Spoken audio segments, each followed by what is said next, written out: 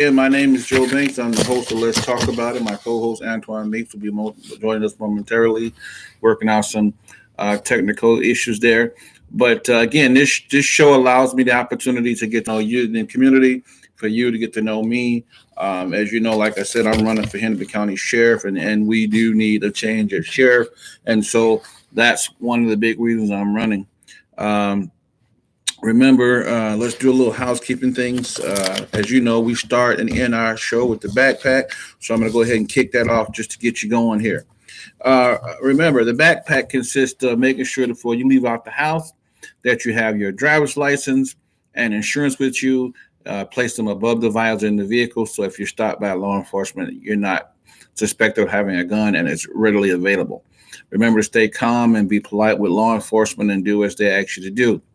Also, remember that if you're walking down the street, same thing. Make sure you got your driver's license or ID with you so that if you're stopped by law enforcement, you can identify yourself. Remember to stay calm, keep your hands where they can see them, and as always, get home to your loved ones.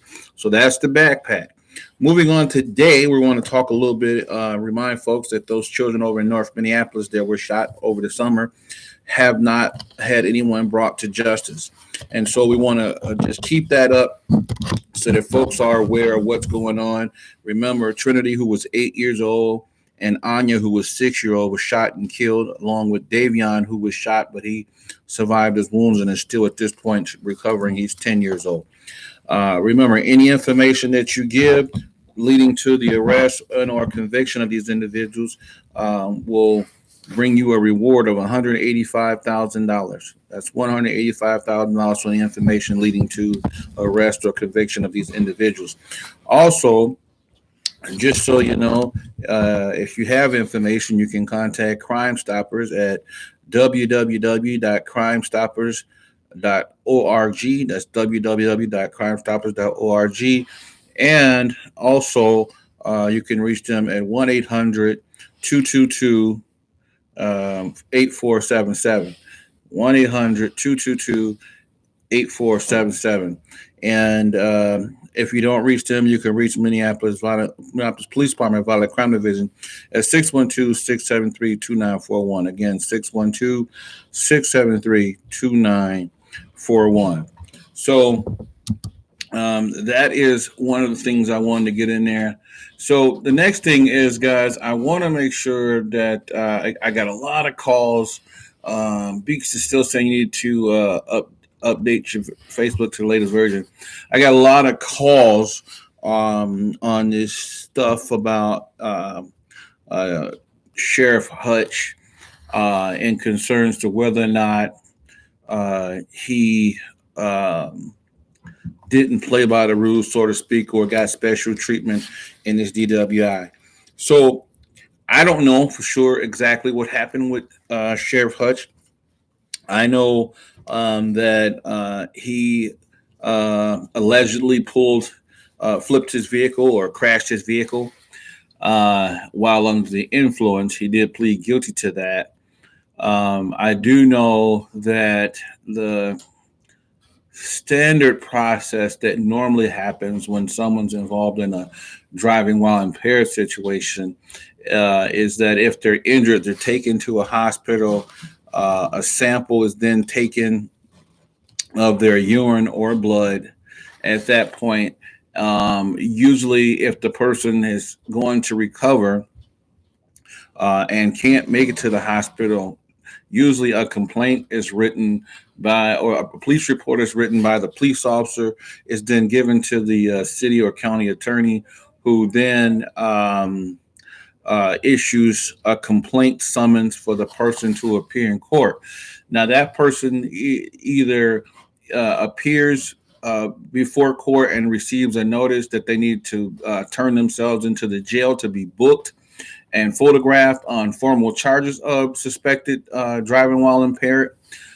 Generally, they're read the implied consent and are informed that their license will be suspended or revoked in 7 days. And they usually have to file what's considered implied consent challenge to try and get their license back while they're going through the process.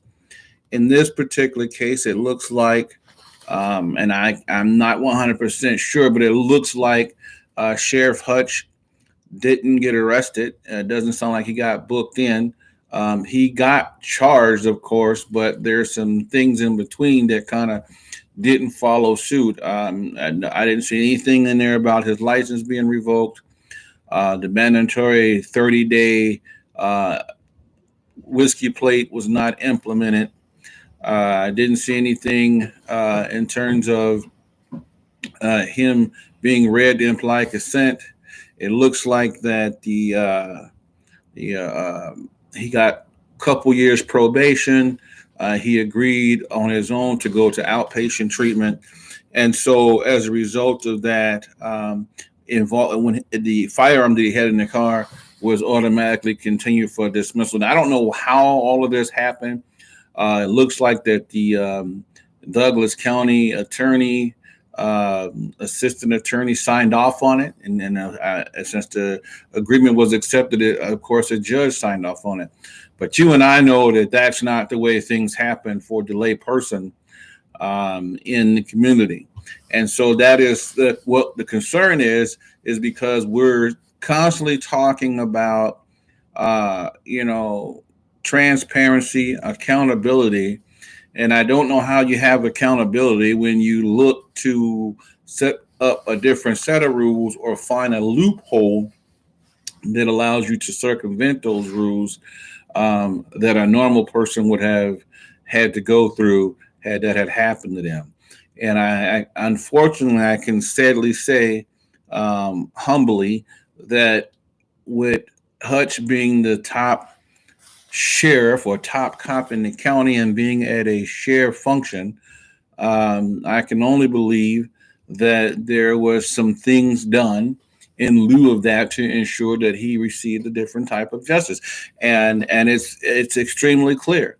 So I mean, to look at this and say that we don't need to reform law enforcement along with the court systems, you know, is crazy, because this is exactly what we're talking about: a separate sense of justice for people of color and those who are less fortunate, and those who are in positions of authority are getting a different sense of justice, and the accountability isn't there. The real question is, and what I'm hearing is that in an incident similar to this past summer, one of his commanders was involved in a driving while impaired situation and was reduced in rank. How is this gentleman still at work, even though he's the sheriff? How is he driving a car? And I understand that he did crash one of the county sheriff vehicles. So, I mean, how is he driving the car? How is he at work? Why is there no outcry for his resignation? Or why isn't there some pressure being brought to bear? And this is on you as the community, because if you stand by and allow this to happen, then of course it's going to continue to happen. And I can truly say, and I'm not being mean about it, but I'm being extremely honest about it. Had this been Sheriff Banks who had crashed his car while impaired, I'm sure there would still be people outside my house chanting, yelling, and screaming for me to be removed from my position or for me to resign. And of course, he's an elected official, so we know he would have to resign on his own. And at that point, the county would then have to, a commission would have to appoint somebody. But I mean, this is the type of stuff that we're talking about. And so when you have the top cop in the county who basically disregards the safety of the community and decides to get behind the wheel of a car, and I don't care how many apologies you have, we have several people, thousands of people who are in prison right now. They're nice guys and are sorry about what they did. But when we don't treat everyone the same across the board, that's where we create the problems.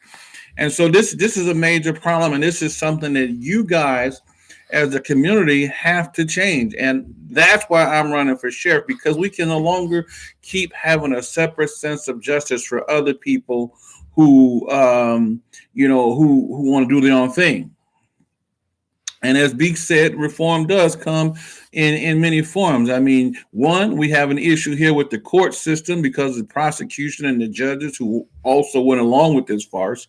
And then, second of all, we look at the law enforcement itself and go, what happened here, right? So, I mean, there's a lot of things going on that we have to look at and change, and it takes you, the community, getting involved. You cannot sit back and allow this type of injustice to continue and just complain about it. We have to take action, right? We have to take some educated action, though, right? This is not one of those moments where you want to come together and shake a fist and yell and scream. This is one of those moments where we want to rally together, figure out how we can organize a legitimate bill to become a law in order to change these things. So we're going to need some folks that are attorneys on board. We're going to need some people who can help us from the legislation to navigate our way through this, to put some laws on the books to prevent something like this from happening again. And the sad part of it is this guy is back in our community again, riding around in a sheriff vehicle with a gun on his hip with the promise of getting proper care. And I understand that everybody makes mistakes, and we do want to allow people to recover from the mistakes. But when you're in that position, right? When you're in that position, you're held to a higher sense of responsibility. And so this kind of leads right into the point of me saying before, along with my co-host Antoine Beeks, we're always talking about the fact that cops need to have a separate insurance to offset some of that cost that the taxpayers are paying for, right? These are taxpayers that are covering the cost of that destroyed squad car, right? And if anyone had gotten injured, yet again, it would have been taxpayers that would have been paying again for that officer's choices. Now, the biggest thing is this: just like doctors are required to have malpractice insurance, one of the things I'll be pushing for as your sheriff is to make sure that officers also have that type of insurance, so that'll offset some of the costs for the citizens. I mean, we're paying out millions of dollars in officers' issues, and of course, it's causing the citizens' house taxes to go up and everything else. So it is really important that we are paying attention about what's going on in our community and what's happening with our law enforcement and what they're actually doing, right? And so, this is your chance to stand up and shine and go, nope, no, we're not standing for it no more. And it's your chance to rally behind me because I'm running for sheriff to change things. I'm not just looking to point the finger. I'm looking to actually say, look, we need real change here. We need real change. I mean, now we got special plans in place in case Kim Potter, doesn't have a positive outcome, and ways to control the crowd or if they get violent. When just a few weeks ago we were told that there was no way for the state patrol or anybody else to jump in and assist the city of Minneapolis, who appeared to be under siege from violent crime. So I mean, this is a major concern. And during that entire process, not one time did we hear from Sheriff Hutch indicating that he was going to provide safety in the community for anybody. And so this is important, because after the city made the vote and decided to keep the police department in play, then and only then did he come out and say that people have spoken. Come on, man. I can tell you this: the business owners and people in the community are really upset and are afraid for their safety. Let me see. We have to follow up. So it's really important that you get involved. It's really important that you get involved and be a part of what it is that we're trying to do to change. Make sure you come out, talk to me, meet me, help donate, volunteer. Remember, we're a grassroots campaign. We are a grassroots campaign, and we definitely want to make some changes in the community, but we need your help to do it. So we need you to come out and donate. We need you to volunteer, to hand out flyers. I need folks to come in and do some phone calls, get the word out that we're definitely looking to make some change. Remember, my first priority when running for sheriff, my first priority is to reduce crime, right? Because we all have a major issue with crime right now, and it's gotten so bad to the point that they're actually running into people's houses now. So now you're not even safe at home, and we can't, like Beats is saying, we can't do it alone. We need your help. But I mean, they're getting bolder and bolder because they feel that no one's going to actually, do anything to them. And so we have to send that message that, we're out here in the community. We're going to be more proactive, and we're going to be, doing some preventative things, right? We're going to do some educational things to let you know as a citizen how you can protect yourself better. And then we're going to layer that with us being out there to make sure you get protected. Again, it's not just about arresting people, but it's about educating people so they don't have to go to jail.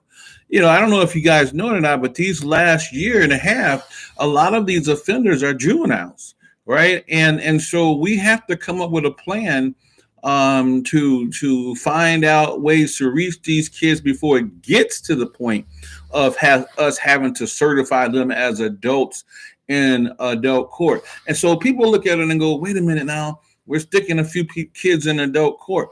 Let me tell you, of course, at some point with those violent crimes, to some degree, I guess, we're going to have to figure out a ways proper sentencing, because we know these young kids' minds aren't completely developed, and a lot of them are using drugs and things of that nature.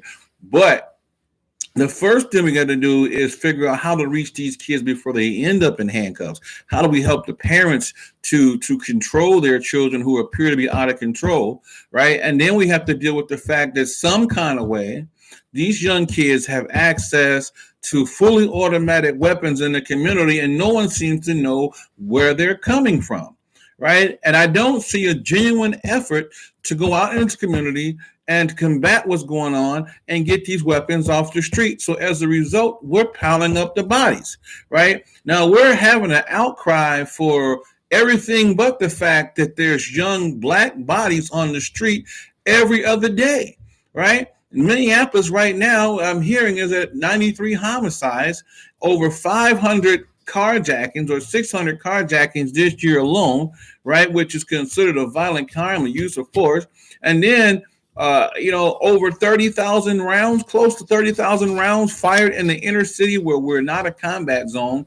This is where people are living. Where are those bullets going, right? How many people are being shot? So this is a major outcry, a major concern that we have to change this trend. And I don't really see anybody from law enforcement community taking it to heart. Now, don't get me wrong. We have some genuine, legitimate cops out here who are busting their butt every day to do the best they can. And we want to show them love and give them respect. But at the same time, we want to call those sour apples out, and we do want to get rid of them, right? We want policing with respect in the community. We want policing with pride in the community. And we want people from the community to be a part of policing. And so it's important that we start trying to recruit people from our communities. So, we do have educational requirements in the state of Minnesota in terms of law enforcement, but we have to start looking at alternative ways to get people from the community hired into the job, even if we have to hire them and train them as they're going through the employment process, because we're going to have a much diverse group of people from the community. Remember, law enforcement is about education, but it's also about life experiences and how to deal with people, how to communicate, and when not to use force, right? Is this a teachable moment? Is this an arrestable moment? We have to look at what's going on, and we have to think about ways to make things better in the community together, right? If the people are afraid and no longer have confidence in the law enforcement, then they're no longer talking to law enforcement. Of course, the criminals see that as a chance to move in, and that's exactly what's happening, and that's why crime is up 3 times fold. It should be absolutely no shock to the community that we're in a situation where violent crime is up. Why? Because people are afraid to talk to the police, because they feel like they're not going to get proper policing, or that they may even get accosted. And so we have to change that when it comes to the way things are being done in the community. So, it's important that we're communicating with law enforcement. It's important that law enforcement is communicating with us. We have to change the demographics, if you would, right, in the community. You know, and the sad part of it is, and Jackson makes a good point. Cops are acting like they lost the battle, right? They did lose a little ground, right? But let me explain something to you. It wasn't necessarily about the cops winning or losing. It was about the fact that the cops lost respect for the community years ago. And so they've been allowed to do pretty much whatever they wanted to within a certain amount of reason, without drawing any attention, until social media got to the point where we could capture that in live action. Then they wanted to act as if, oh my God, something's being done wrong. However, when you look at these officers' actions that are getting caught up in this troubles, most of them have been doing this for years and getting away with it, and in some cases being promoted and pushed through the ranks to instill this mentality, right? And remember, it's the sheriff's job to police the police. And if nobody's policing the police, then what's going on? And then when we have a sheriff who is pretty much at work drunk, who's actually in charge of the police department? Who's actually in charge of the sheriff department? And and it's sad because unfortunately, saying it like that is exactly what it is, right? If you're the top cop and I can't trust your judgment because you're impaired in the community, then who's at the helm, right? Who's at the helm? And you can take it up one more notch. You got the county prosecutor saying, "Hey, I have an issue with drinking. I'm going to get some help." And now he's decided he's no longer running for an additional term. You got a commander who has an issue with drinking, and now we've discovered that the sheriff has an issue with drinking. This is our leadership. And so when you have the leadership that has these type of issues, how can we expect the subordinates to be held to a higher standard when the folks in charge of them don't even want to follow the standards? And so when we talk police reform, this is exactly what we're talking about. We have to get in there. We have to do things different, and we have to hold folks accountable to what is really going on in our community. So I'm going to take a quick break here and move into the backpack, because as you know, we're halfway through the show and I don't want to chew up too much time here. But remember, the backpack means making sure that when you walk out that door, you got your driver's license and insurance with you in that vehicle. Make sure you keep it above the visor, so if you're stopped by law enforcement, it's easily available. They don't think you're reaching for a weapon. And remember to remain calm and let the officer go through his spiel. Remember, if he does something that you don't like, you can always address it at a different, safer time. Same thing if you're walking down the street. Make sure you have your driver's license or ID with you so that you can identify yourself. Stay calm, keep your hands where they can be seen, and most importantly, return home to your loved ones at night. So it's that's the backpack. But like I said, we're definitely today talking a lot about what it is that we want to see in terms of changes. I don't want to throw anybody under the bus, but I have to tell you that what happened with Sheriff Hutch draws major concern in my mind when we're going to blatantly come out and say that we're going to take accountability, and all we did was try to sweep it under the carpet and make it go through as fast as we could without any real consequences. And if you think I'm being too tough, talk to anybody out here who's made that same quote unquote bad choice and gotten caught, and see if they had a similar experience, since we're saying that he didn't get any more bad treatment than a normal citizen. I swear to you that there's about a couple thousand that will disagree. And so when we look at that, I say that, come on, guys, we have to do things differently. We have to do things differently. I have no idea how his subordinates have confidence in his ability to lead after doing something like that. Because when you send a message that you're going to demote people based on a decision like that, what does that mean for you as a sheriff? How do we demote you, right? How do we get you down? And if you feel the demotion is in order for you to actually take care of your well-being, as you said, then why haven't you done that? Right? Why haven't you addressed that issue? And why did we walk into court and get a separate sense of justice once we realized the consequences were going to be great, right? Because we damaged a county car that our taxpayers are going to pay for, right? And then thankfully, no one was hurt other than himself. And thankfully, he's going to recover, but he could have killed himself. And a .13 is almost twice the legal limit. It's right inside the box. And I have to wonder, unfortunately, if he wasn't higher and we knew that we needed to give him less to ensure that he got a lesser charge, right? And so where's his booking photo? You know what I'm saying? Where's his booking photo? Jax, his boss is the people. His boss is the people. That's who his boss is. His boss is the people who elected him. You know, and the sad part of it is what folks are looking at is that, oh, it was only a misdemeanor DWI. Listen, he could have killed somebody, right? He could have killed somebody. Most folks are required to go to a Mothers Against Drunk Drivers class, all kinds of things. We have to take this serious. And are we really going to wait for another time? Are we really going to wait to see if he makes it through probation? I mean, come on. Where is the outcry? Where is this outcry? We have to be vigilant, folks.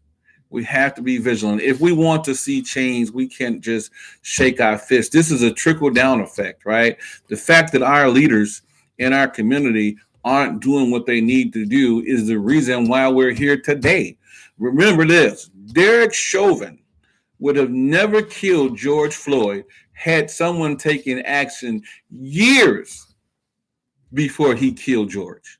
Okay, years before he killed George. We're now talking about the fact that he did this before to another young man. But had we taken action then George would still be here.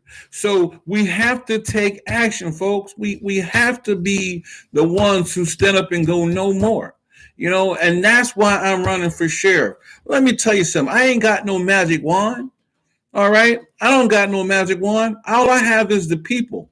Right. And I know that if we work together, you know, we can solve this problem in the community. Yes, we've been here before.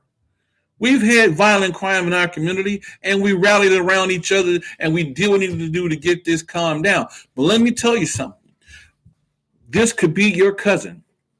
This could be your son or daughter in the streets that we're forced to pick up off the street because nobody wants to step up and do something, right? Nobody. And the folks that are out there in harm's way that are doing something, you know, they're having a hard time getting people to jump on board. But it takes us as a community to solve this problem, right? You got to go to those polls. You got to vote Joe Banks for Hennepin County Sheriff.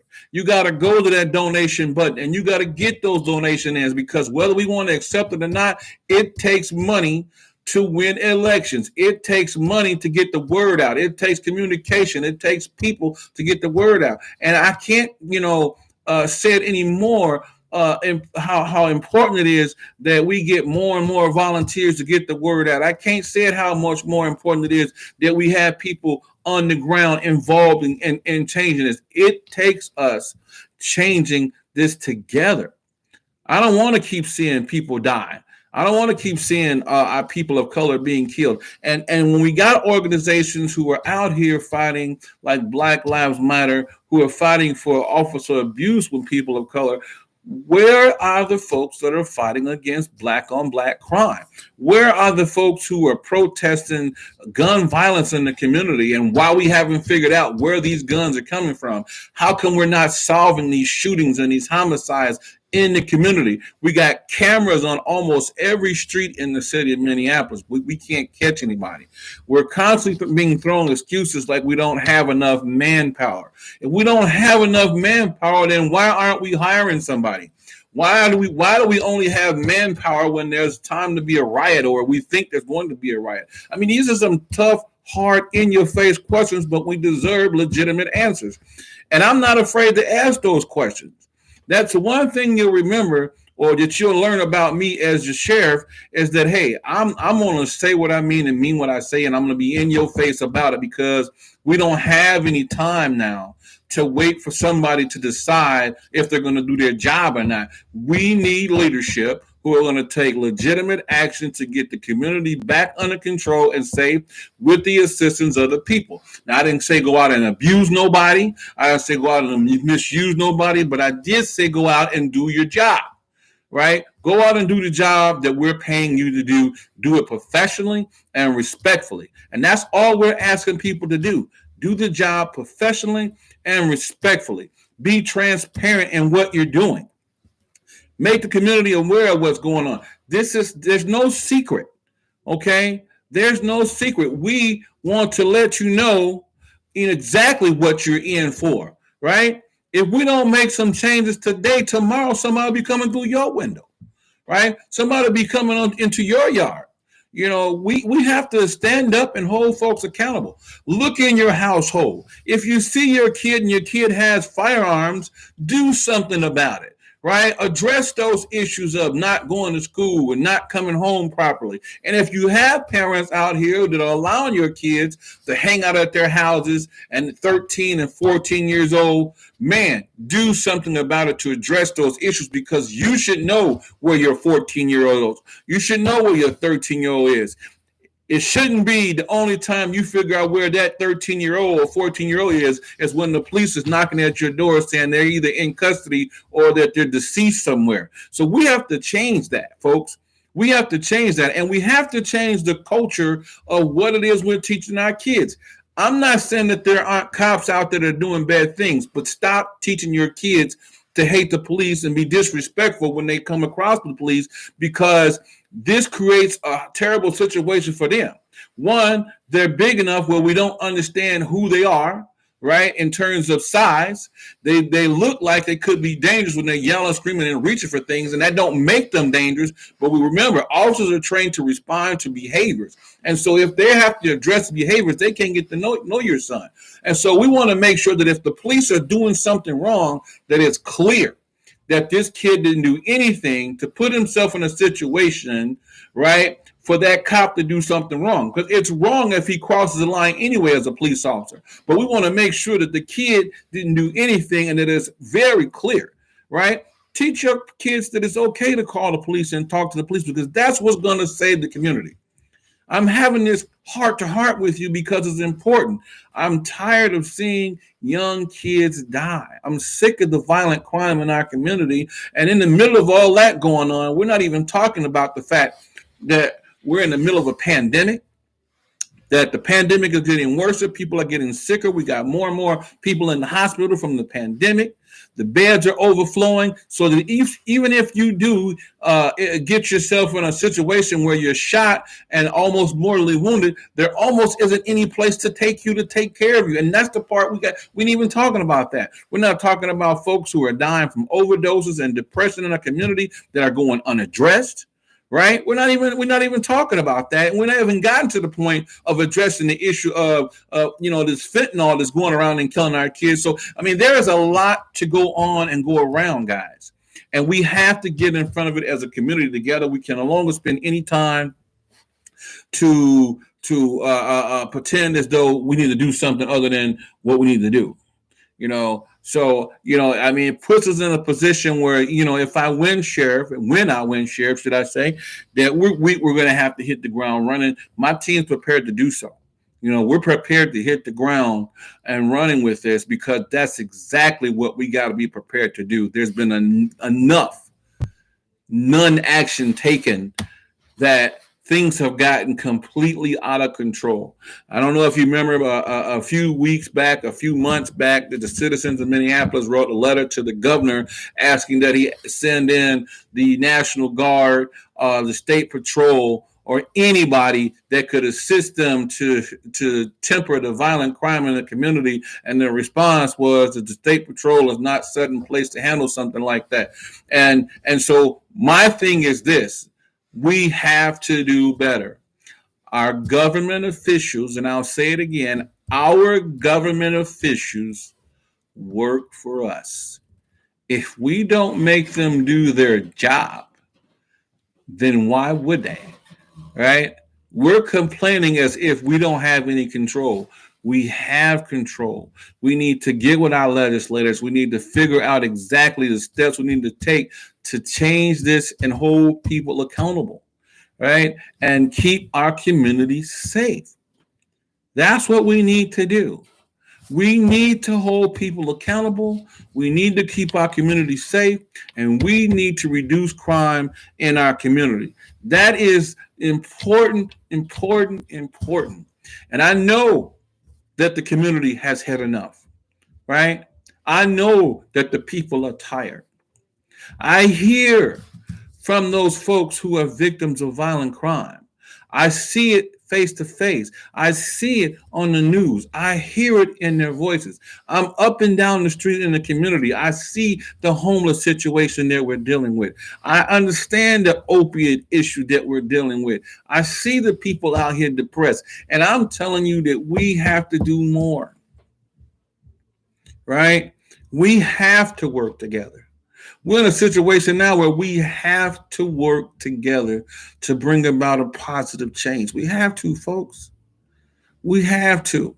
When people are now bold enough to follow you in your house and rob you at gunpoint and do violent things to you, we have to work together, guys. We have to. When we're in a position where we think the only answer is to address juvenile issues with major adult sentences, and we don't address whatever mental health issues those children have, we got to make some changes, guys. We got to get in front of this. Of course, it's terrible that these young kids are out here doing these violent acts. But the real question that we're not asking is, where are the parents?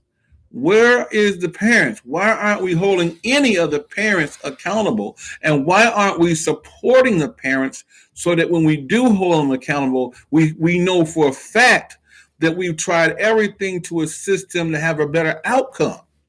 We've already tried arresting our way out of it, and it has not worked. So we have to meet at the table, be willing to talk, and figure out better solutions, right?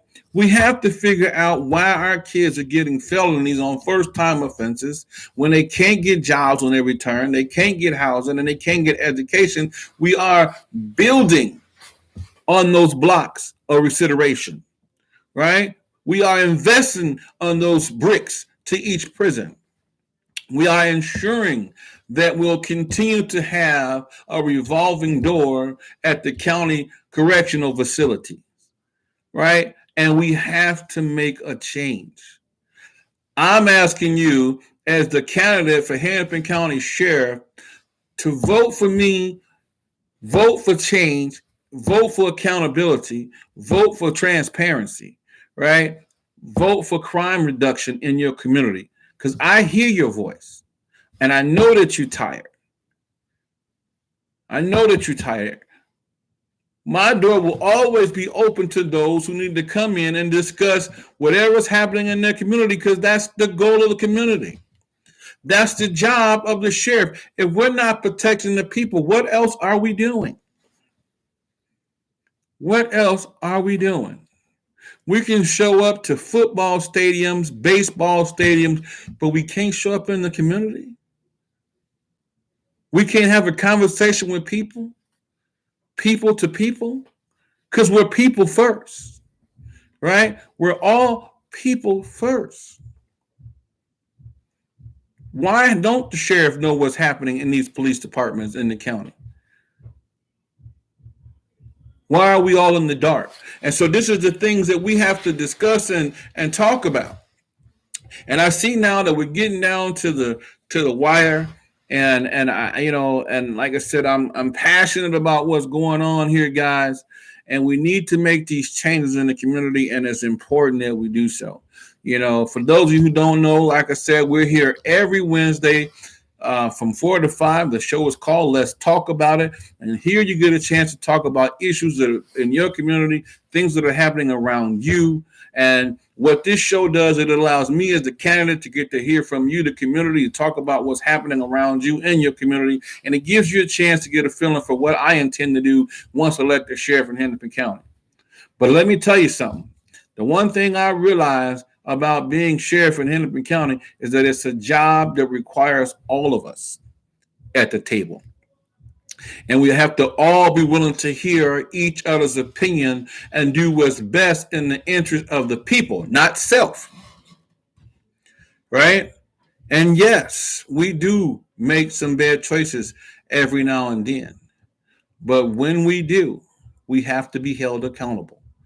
And that's why, as sheriff, I'm going to require that my officers in the county of Hennepin and my deputies carry an insurance that would help to offset the cost of those bad choices so that the citizens don't have to worry about footing the entire cost of those bad choices.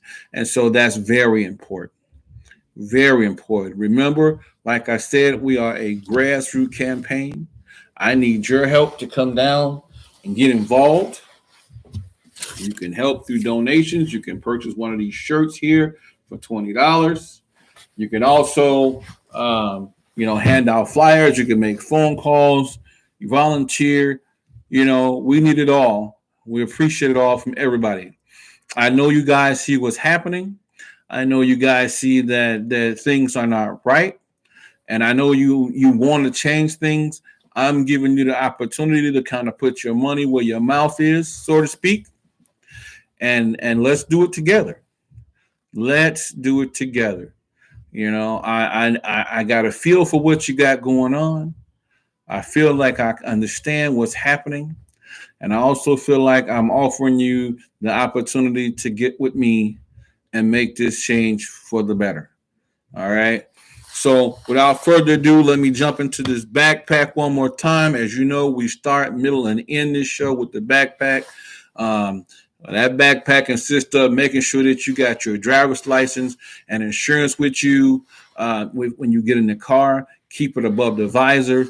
Make sure that if stopped by law enforcement, stay calm. Follow the officer's instructions. And again, if he does something that you don't agree with, remember we can address it at a later, safer time. Same thing when you're walking down the street, and if you stop by law enforcement, make sure you got your driver's license or ID with you. Stay calm. Keep your hands where they can be seen. Be respectful to the officer.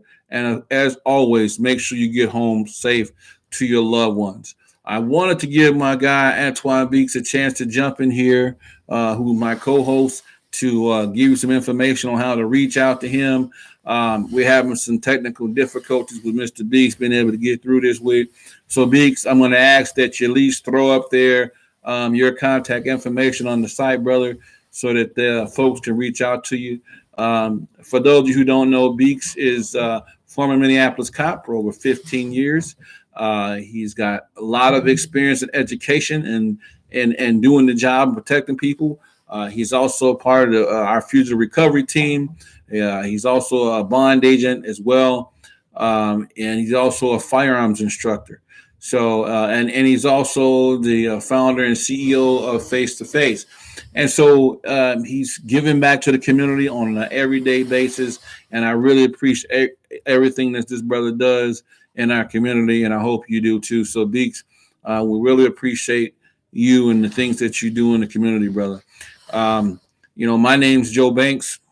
Like I said, I'm the host of Let's Talk About It. We're on every week from 4 to 5 p.m. Make sure that you go to our YouTube channel and subscribe, because we're also on YouTube as well as Facebook. Your subscriptions allow us to continue to do what it is that we do, and increases our chances of connecting with the community that much better and faster on YouTube. And before I get out of here, one more time, I want to talk about those young kids who were shot in Minneapolis. Make sure that you're going to www.crimestoppers.org on behalf of Trinity, who was 8, Anya, who was 6, and Davion, who was 10. If you can't go there, go to 1-800-222-8477, 1-800-222-8477 with any information that could help with the arrest and prosecution of the individuals responsible for shooting these children. Or you can contact Minneapolis Violent Crime Division at 612-673-2941. That's 612-673-2941 with that information. Real quick here, I do want to send a shout out to the Twin Cities Recovery Project program, which I helped co-found with the CEO and president, Mark Jonigan. As you guys know, we lost Mr. Jonigan through a tragic car accident on Thursday of last week. And he's a close friend of mine. It's very tragic. I ask that you support the community center either through donation or communication, and in lieu of Mark's achievements. Mark gave all of who he was to the community for those who were living in recovery and those who were addicted to opiates. And his philosophy wholeheartedly was saving one life at a time while trying to keep the body and mind whole. And so I'm really going to miss this brother. I've known him for some years now, and it's just, sad that he's no longer among us. But I know Mark left in place a footprint that will be carried on through the staff and the board to ensure that what he has in place continues to work for the community and people in recovery. So I want to, just thank Mark and his family for his contribution, and I want them to know that everything he did was not in vain. Mark touched a lot of people, and it's here forever. So with that being said, guys, I appreciate everyone who jumped on here today. Very hot topics about what's happening in our community. We got to keep this up, guys. We got to keep, chiming in. We got to keep working together. We have to keep pushing to make these positive changes in our community. Stay safe. It is the holiday season, and, again, I can't say it enough. If you're going to be out, drinking, make sure you have a designated driver. Do not get behind the wheel of that car and drive. Park the car. Stay where you are. Like Beak said earlier today in his post, if you really want to give a gift to somebody, don't drive while impaired. And some family that you say will love you even that much more for not killing their loved one. It's important that you understand the state patrol and officers will be out doing extra patrol, through the new year to make sure that they're getting drunk drivers off the road. Just be smart enough to make the decision not to drink and drive. So that's very important. Remember, we're still in the midst of a pandemic. Try to keep your your get-togethers to a small group because we don't know who still suffers from the COVID-19 virus. With the new variant that's in place, people are more susceptible to getting sick faster.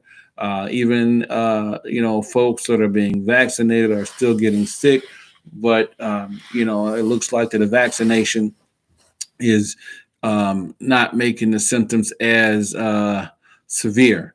As you know, Governor Walz and his family have tested positive for the virus. And so we want to send our prayers out to his family and that they get better faster and that they recover wholeheartedly. Like Beak said, we want to wish everybody a Merry Christmas. We'll be back here before the new year. But we do want to say Happy New Year to you as well. But be safe, folks. Be safe. Tragedy is one choice away, right? So let's be safe.